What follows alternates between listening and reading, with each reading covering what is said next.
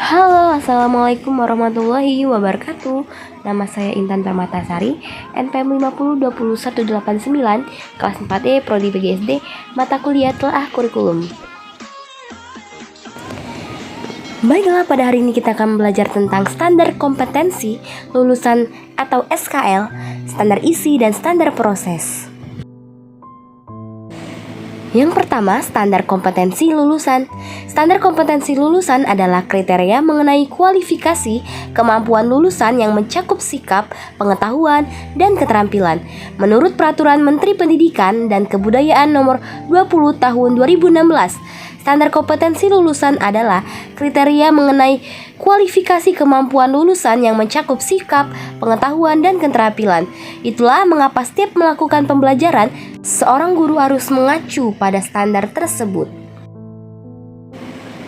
Tujuan SKL. Tujuan yang dimaksud adalah tujuan standar kompetensi lulusan dari berbagai jenjang berdasarkan Peraturan Pemerintah Nomor 19 Tahun 2005 tentang Standar Nasional Pendidikan Pasal 26 ayat 1 sampai 3 menyatakan standar kompetensi lulusan pada jenjang pendidikan dasar bertujuan untuk meletakkan dasar kecerdasan, pengetahuan, kepribadian, akhlak mulia, serta keterampilan untuk hidup mandiri dan mengikuti pendidikan lebih lanjut.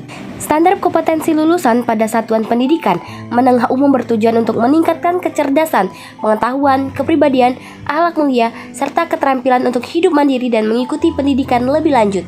Standar kompetensi lulusan pada satuan menengah kejuruan bertujuan untuk meningkatkan kecerdasan, pengetahuan, kepribadian, akhlak mulia, serta keterampilan untuk hidup mandiri dan mengikuti pendidikan lebih lanjut sesuai kejuruannya. Fungsi SKL. Adapun fungsi SKL adalah sebagai berikut. Yang pertama, menjadi pedoman penilaian untuk menentukan kelulusan peserta didik. Yang kedua, menjadi pondasi dasar kecerdasan, pengetahuan, kepribadian, akhlak, dan keterampilan hidup mandiri saat berada di jenjang pendidikan dasar dan menengah umum atau kejuruan. Manfaat SKL. Aplikasinya, rumusan standar kompetensi lulusan memberikan manfaat bagi tenaga pendidik dalam mengembangkan pembelajaran. Adapun manfaatnya sebagai berikut. Yang pertama, dijadikan pedoman batas kelulusan bagi peserta didik setiap satuan pendidikan untuk meningkatkan kualitas pendidikan secara mendasar dan menyeluruh di jenjang pendidikan dasar dan menengah. Dijadikan rujukan dalam menyusun standar pendidikan lain, misalnya standar isi, standar proses, dan lainnya. Selanjutnya, standar isi. Standar isi adalah kriteria yang mencakup ruang lingkup materi dan tingkat kompetensi yang digunakan untuk mencapai standar kompetensi lulusan yang telah ditetapkan pada jenjang pendidikan tertentu. Adapun standar kompetensi lulusan yang dirumuskan meliputi sikap, pengetahuan, dan keterampilan. Tujuan standar isi. Rumusan standar isi bertujuan untuk meningkatkan kualitas pendidikan melalui pengembangan potensi peserta didik yang sejalan dengan perkembangan ilmu pengetahuan, kemajuan teknologi, seni, dan budaya, sehingga diharapkan bisa mencapai tujuan pendidikan nasional. Tujuan standar isi. Rumusan standar isi bertujuan untuk meningkatkan kualitas pendidikan melalui pengembangan potensi peserta didik yang sejalan dengan pengembangan ilmu pengetahuan, kemajuan teknologi, seni, dan budaya, sehingga diharapkan bisa mencapai tujuan pendidikan nasional. Fungsi standar isi. Standar isi berfungsi sebagai acuan guru saat memberikan materi dalam kegiatan pembelajaran. Dengan demikian, materi yang diberikan pada peserta didik selalu berorientasi pada standar kompetensi lulusan. Manfaat standar isi. Sebagai salah satu bagian dari Standar Pendidikan Nasional atau SNP, manfaat standar isi adalah memudahkan pengembangan kurikulum untuk merumuskan kurikulum yang sesuai di tiap jenjang pendidikan.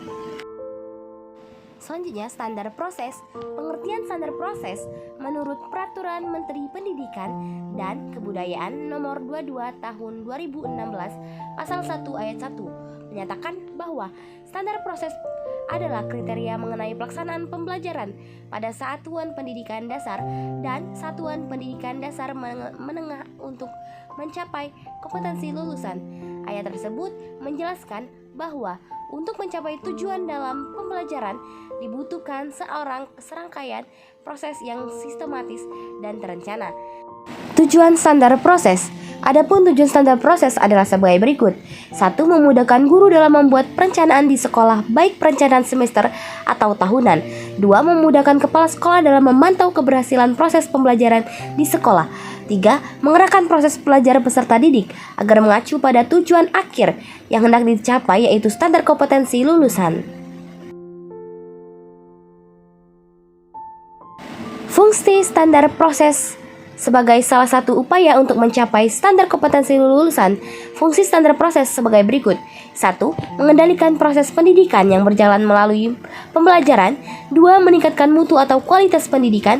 3. Alat untuk mencapai program yang telah direncanakan oleh tiap instansi pendidikan. 4. Menjadi acuan bagi guru untuk merencanakan, membuat, dan mengimplementasikan program-programnya. Manfaat standar proses. Standar proses bisa memberikan manfaat yang cukup signifikan pada pembelajaran, yaitu pembelajaran yang dilakukan oleh guru selalu terarah, efektif, dan efisien, sehingga peserta didik bisa lebih mudah dalam mengimplementasikan ilmu yang didapatkannya. Baiklah, itulah materi yang dapat saya sampaikan tentang standar kompetensi lulusan, standar isi, dan standar proses. Terima kasih. Wassalamualaikum warahmatullahi wabarakatuh.